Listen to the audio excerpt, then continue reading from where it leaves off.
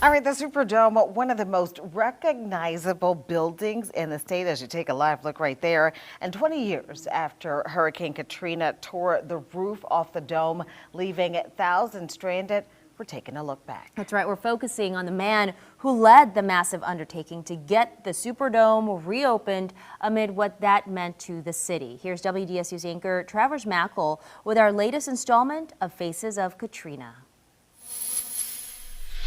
The images of the Superdome in the days following Hurricane Katrina are gut-wrenching.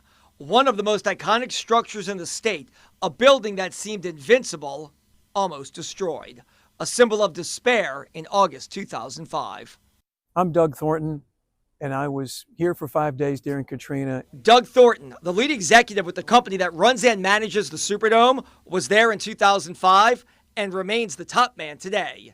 The visionary and key architect of the rebuilding of the Superdome. But you spearheaded it. Look, I go back to this. There are people that look at that and look at the dome opening and say, hey, you know what?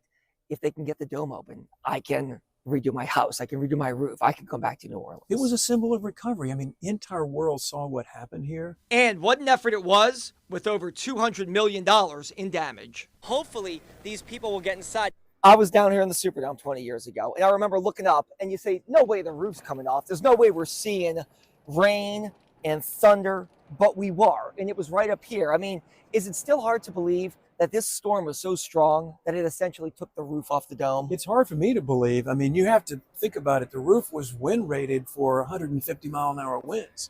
But it was no match for the monster storm in August 2005. And city and state emergency preparedness was far different as well. So when Hurricane Katrina hit, there was no plan. So there was no plan to evacuate the city like we have today. That meant the Superdome, the building that was opened in 1975, that played host to Muhammad Ali fights, Rolling Stones concerts, and more Super Bowls than any other stadium in America, would become a de facto shelter of last resort. More than 30,000 people seeking refuge from the rain and winds. In a matter of 48 hours, the decision was made to occupy the building because there was no other place to go that would be elevated to keep them from floodwaters. In the end, it saved thousands of lives. But the building was never meant to be a long-term shelter, which is what it became. People safe, but stranded for 5 days after the levees broke, all looking for food, water, and comfort. We're not a hospital, we're not a hotel, and we're not equipped to handle people for 4 to 5 days. We're equipped to handle them for about 6 hours on a Sunday. It takes 3,000 people to run operations for an NFL game. They had 20 staffers and 300 National Guard soldiers that were pretty experienced in dealing with crowds and dealing with crisis. All people were eventually rescued. Thornton, the last man out on a military helicopter, had his doubts about any rebuilding. I thought as I left here, it would be the last time that I would be in the Superdome. And I remember weeping the entire flight to Baton Rouge because I thought that we had lost the dome and that we had lost our city. But days later, he was back, and within weeks, got the go to do the impossible. Did you have any pause or any doubt of, whoa, we may be biting off a little bit more? Of course I did. Of course I had doubts. I tell this story all the time.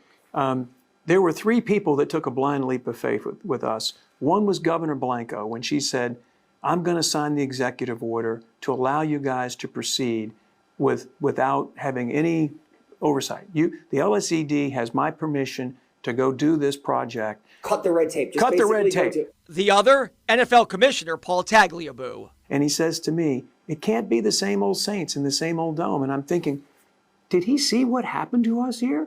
Is he crazy? How are we going to? He says, now's your chance to make it a better building. The third person, Saints team owner Tom Benson, who announced the team would return to New Orleans a couple of months following the storm. When 40,000 people lived in Orleans Parish, he didn't even know if he was going to have a market to come back to, much less a stadium. So the work started. 800 people grinding around the clock, trying to fix everything. Did we know at that time that we were going to be able to finish this job? Hell no. Did we believe it? You betcha.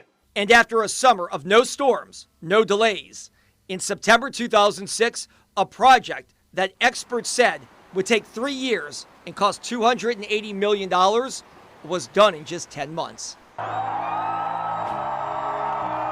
was like driving the Ferrari off the showroom floor without a test drive. And here's a little known fact. Many suites didn't have carpet, some seats were still missing in the upper levels, and food was served on fold-out tables.